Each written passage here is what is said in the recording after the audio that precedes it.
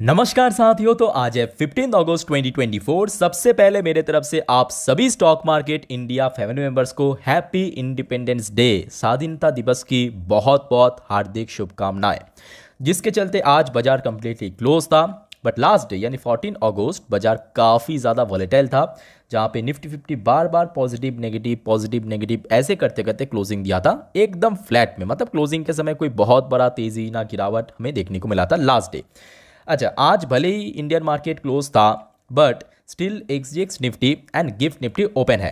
मैं आपको दिखाना चाहता हूँ, यहाँ पे आप देख सकते हो अभी जो एग्जैक्ट टाइम बजा है, मतलब ये जो अपडेट है शाम के 5:07 पे जब मैं ये वीडियो रिकॉर्ड कर रहा हूँ। उसके अकॉर्डिंग अगर हम बात करें, एक्सजीएक्स निफ्टी की जो पोजीशन है 24,165 पॉइंट पे, मतलब लास्ट डे निफ्टी 50 जहाँ पे क्लोजिंग दिया था जस्ट उसके ऊपर, कोई खास स्ट्रॉन्ग पोजीशन पे नहीं है। तो इससे रिलेटेड दोस्तों जो अपडेट है ना, आज रात की 10:30 के वीडियो में हम चर्चा करेंगे।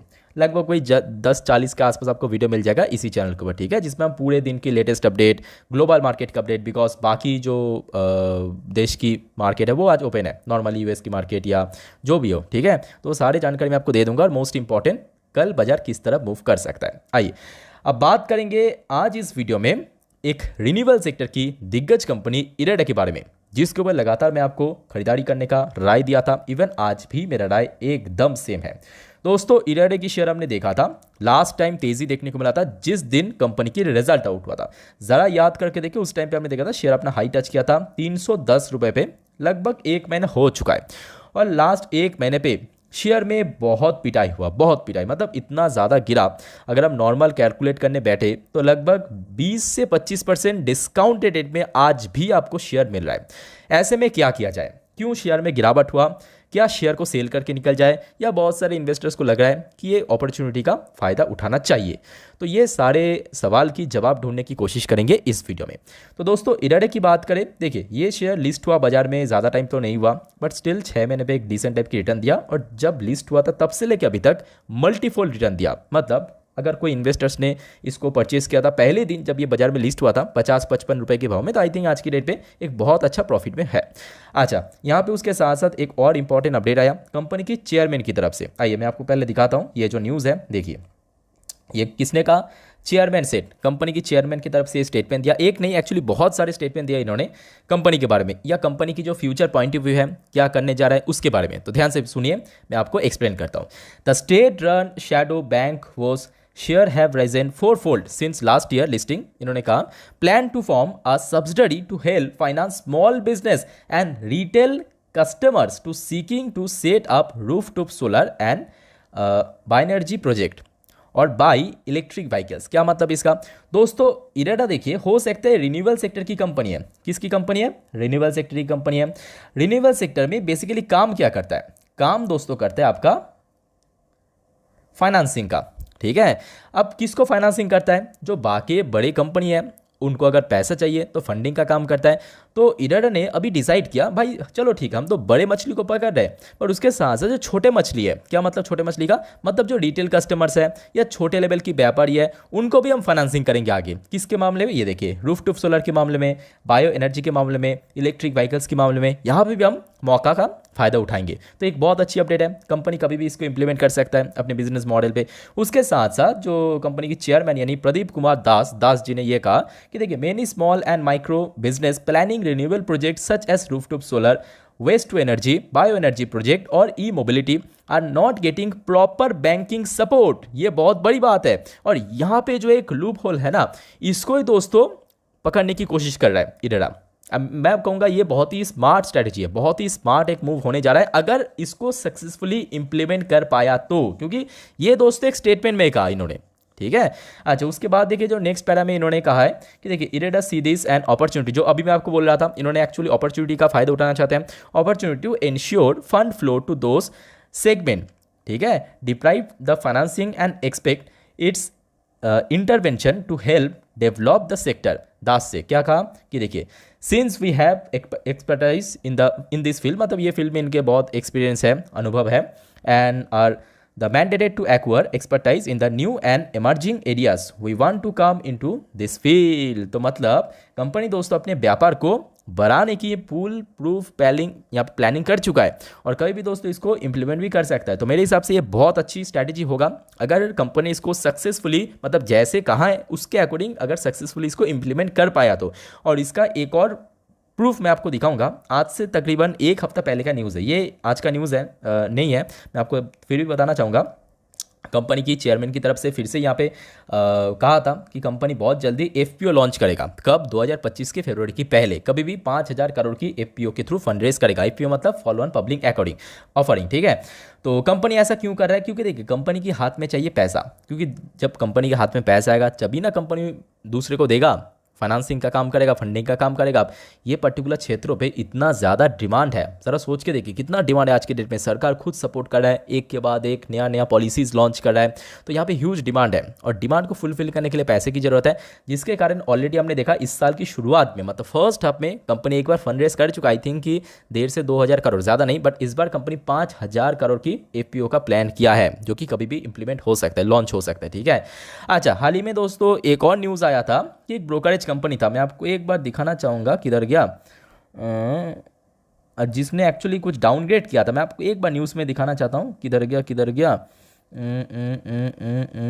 ये तो चला, हाँ ये देखिए मिल गया। मैं आपको थोड़ा ओपन करके दिखाता हूँ। ये देखिए इरेडा शेयर प्राइस डिप 5% जिस दिन मतलब ज़्यादा पुरानी बात नहीं है। ये देखिए 16 जुलाई जब कंपनी की रिजल्ट आउट हुआ था तब हमने देखा था फिलिप कैपिटल ने इसको सेल टैग दिया था और काफ़ी डाउनग्रेड किया था, काफ़ी ज़्यादा। कितना प्राइस मैं आपको एक बार दिखाना चाहूँगा। यहाँ पे तो सेल का मामला लिखा है, टारगेट प्राइस यहाँ पे दिख नहीं रहा,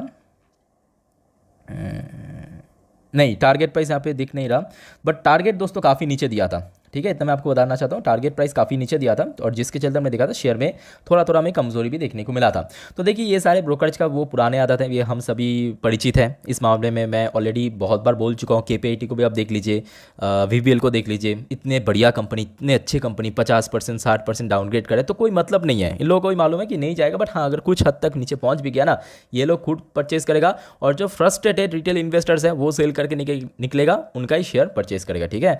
अब देखिए मैं अक्सर आपको बोलता हूँ कि ना मेरा सुनना है, ना कोई एक्सपर्ट का सुनना है, ना कोई ब्रोकरेज का सुनना है, ना कोई एनालिस्ट का सुनना है केवल कंपनी की बैलेंस शीट का। और अगर आप देखेंगे इस बार कंपनी के रिजल्ट दोस्तों अमेजिंग था, टॉप नॉच परफॉर्मेंस हुआ था हर एक सेगमेंट में। बट हाँ मार्जिन के मामले में थोड़ा सा श्रिंक किया, बट ज़्यादा नहीं, बट उसका कोई इंपैक्ट कंपनी की जो प्रॉफिट है उसमें देखने को नहीं मिला। प्रॉफिट में बहुत बढ़िया ग्रोथ देखने को मिला, best ever profit company generate किया। मोस्ट इंपॉर्टेंट कंपनी का जो देखिए फाइनेंसिंग कंपनी है ना, तो इसके एनपीए का परसेंटेज होता है, नॉन परफॉर्मिंग एसेट, उसका जो परसेंटेज है वो भी काफ़ी हद तक ड्रॉप हुआ है ना। नेट एनपी की बात करें, ग्रॉस एनपी की बात करें, तो ये सबसे बड़ी बात है। तो ओवरऑल बात करें अच्छी कंपनी है, अच्छी वैल्यूएशन पे मिल रहा है। अब चलिए मैं आपको थोड़ा सा आगे दिखाऊंगा कि कौन कौन से लेवल पे एंट्री लेना चाहिए। बट लास्ट डे वॉल्यूम काफ़ी लो था, मतलब जहाँ पे नॉर्मल डे पे हमने देखा 1.5 करोड़ 2 करोड़ के आसपास आराम से इसमें ट्रेडिंग देखने को मिलता है, बट लास्ट डे वॉल्यूम थोड़ा लो था और डिलीवरेबल परसेंटेज भी 31.38% के आसपास देखने को मिला था। आइए मैं आपको अब थोड़ा सा टेक्निकल चार्ट पैटर्न को लेकर चलता हूँ। इरेडा की लास्ट 3 महीने की कैंडलस्टिक चार्ट पैटर्न पहले आप देख लीजिए। इसका जो आरएस इंडेक्स एकदम न्यूट्रल जोन पे 45.28 के आसपास, शेयर अपना ऑल टाइम हाई टच किया था जिस दिन कंपनी की रिजल्ट आउट हुआ था 310 रुपये पे। उसके बाद कंटिन्यूसली गिरावट, बीच में हमने देखा 250 के आसपास सपोर्ट मिला था, बट रिसेंटली मतलब 1.5 हफ्ता पहले 250 का लेवल ब्रेक किया और शेयर काफ़ी हद तक नीचे आ चुका है। ऐसे में अगर हम बात करें, सबसे पहले हम बात करेंगे जो क्रूशल सपोर्ट लेवल है। तो सपोर्ट लेवल के मामले में देखिए यहाँ पे जो 230 के आसपास एक अच्छा सपोर्ट है। कहाँ पे? 230 पे क्यों आपके दिमाग में सवाल आया होगा? जी हाँ, इसके पीछे रीज़न है, जिस दिन बजट पेश किया गया था, ध्यान सोच के देखिए, उस टाइम पे यहाँ पे जो बॉटम टच किया था वो था 230, ठीक है। उसके बाद भी हमने देखा जैसे ही शेयर ये देखिए 250 का आंकड़ा ब्रेक किया, तो ऑब्वियसली जब सपोर्ट ब्रेक करते वहाँ पे रेजिस्टेंस बन जाता है, तो बार बार 250 के आसपास रिजेक्ट हो रहा है। अब नीचे की तरफ जब बार बार सपोर्ट मिला था, कहाँ पे मिला था? लगभग यहीं पे, कहाँ पे? 230-35 के आसपास। इवन लास्ट इंटरडे लो भी टच किया 230-35 के आसपास, ठीक है। तो यहाँ पे एक अच्छा सपोर्ट लेवल है। उसके नीचे की अगर हम बात करें, जो यहाँ पे देख सकते हो रेड कलर की लाइन, ये जो रेड कलर की लाइन आपको दिख रहा है ना, ये क्या है? ये है दोस्तों 50 डेज की EMA एक्सपोनेंशियल मूविंग एवरेज, जिसका नंबर 226 के आसपास निकल के आ रहा है। मतलब ये जो 230-35 का लेवल अगर ब्रेक किया तो लगभग 225 से 20 के आसपास एक अच्छा सपोर्ट है। अब इसके पीछे एक और लॉजिक है। कैसा लॉजिक? देखिए शेयर में जब तेजी हुआ था ना, जैसे ही शेयर 200 का आंकड़ा ब्रेक करके ऊपर की तरफ मूव किया था, तो उस टाइम पे एकदम से शेयर में मूवमेंट नहीं हुआ था, कुछ दिनों के लिए शेयर हमने देखा था 220-25 के आसपास रेजिस्टेंस भी मिला था। उसके बाद देखिए जैसे ब्रेकआउट दिया शेयर सीधा सीधा शूट अप हुआ, 300 के ऊपर पहुंच गया, ठीक है। तो जिसके चलते 220-25 भी एक अच्छा खासा सपोर्ट बन सकता है। अब सवाल उठता है कि क्या करना चाहिए, बहुत इंपॉर्टेंट सवाल। तो जैसे कि मैं आपको बार बार बोलता हूँ कि देखिए शॉर्ट टर्म इन्वेस्टर्स मत बनिए, शॉर्ट टर्म में कुछ भी हो सकता है। जैसे कि आज अगर मैं आपको कहूँ कि देखिए इसमें आपको बाई करना चाहिए, एग्जांपल दे रहा हूँ, और आपने कल उठा के बाई कर लिया 230-35 के आसपास, और फिर आपने देखा कि शेयर नेक्स्ट डे 210 में पहुँच गया, तो इसको पकड़ के चलिए, कभी भी जा सकता है। ऐसा नहीं कि हमने 230 में बाई किया मतलब उसके बाद से शेयर एकदम शूटअप होगा, रॉकेट बन जाएगा, शेयर 400 पहुँच जाएगा, ऐसा ये गलत एक्सपेक्टेशन है। सही एक्सपेक्टेशन क्या है कि कंपनी की बैलेंस शीट अच्छा है, कंपनी की बिजनेस मॉडल अच्छा है, कंपनी की फंडामेंटल स्ट्रांग है, और हमारे अंदर पेशेंस है, तो हम लॉन्ग टर्म के लिए इसके साथ जा सकते हैं। तो हो सकता है कि शेयर रिसेंटली या शॉर्ट टर्म बेसिस पे थोड़ा सा डाउनफॉल हो, थोड़ा सा गिरावट हो जाए, वो तो मार्केट का एक नेचर है, कभी तेजी होगा, कभी गिरावट होगा, कभी कंसोलिडेशन, बट लॉन्ग टर्म में हम जैसे इन्वेस्टर्स को बहुत फायदा मिलेगा। क्लियर हो चुका है? तो ये एक्सपेक्टेशन अगर आपका है तो डेफिनेटली आप जा सकते हो, गो फॉर इट, कोई दिक्कत नहीं है। और ऑलरेडी हमने देखा शेयर में काफ़ी कमजोरी देखने को मिला और काफ़ी हद तक नीचे भी आ चुका है। ये देखिए बोलिंजर बैंड की लोअर बैंड के आसपास पहुंचे हो, तो मेरे हिसाब से बहुत जल्दी मार्केट में जैसे जैसे बाउंस बैक होगा ऑटोमेटिकली शेयर में भी एक अच्छा खासा आपको मूवमेंट दिख जाएगा, ठीक है। अच्छी कंपनी है, तो आई थिंक कि अगर आपके पास हाई रेट पे शेयर है, बहुत सारे इन्वेस्टर्स ने 250, 260, 70 में भी बाई किया था, आराम से होल्ड कीजिए, यहाँ पे कोई दिक्कत वाली बात नहीं है, ठीक है। बाकी दोस्तों कोई डाउट्स है कमेंट करके पूछिए। फिलहाल इस वीडियो को वाइंड अप करता हूं, मिलते हैं नेक्स्ट वीडियो पे। टेक केयर, बाय बाय, जय हिंद।